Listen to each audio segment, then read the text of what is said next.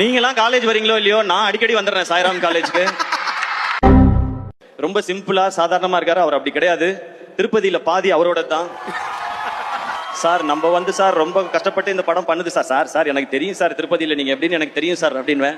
எப்ப வந்தாலும் அந்த லட்டு வாங்கிட்டு வருவாரு. எவ்ரி டைம் வரும்போது சார் லட்டு கொடுக்குதோ, துட்டு எப்போ சார் கொடுக்குதோ அப்படின்னு சொல்லி நான் கேட்பேன். சார் ஷார்ட் ரெடி சார் அப்படின்னு கூட்டு போவாப்ல. அந்த ஷார்ட் எல்லாம் எப்படி இருக்கும்னா 80 அடி ஹைட்ல ரோப்ல தொங்குறது. இந்த பாலத்துல இருந்து நீங்க குதிக்கிற மாதிரி ஷார்ட். ஐயோ, பக்கத்துல அவரு ரோப்ல வந்து என்ன தாண்டி போயிட்டு இருக்காரு.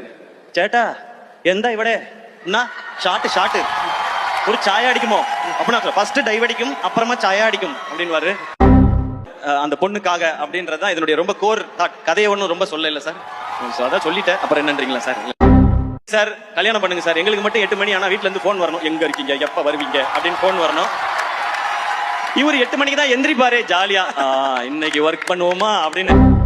பட் அவர் ஜாலியா இருந்தா நமக்கு ஹிட் பாட்டு வருது. நமக்கு ஹிட் பாட்டு வேணுமா, அவர் கல்யாணம் நடக்கணுமான்னு யோசிச்சு பார்த்தேன். நமக்கு ஹிட் பாட்டு தான் வேணும்.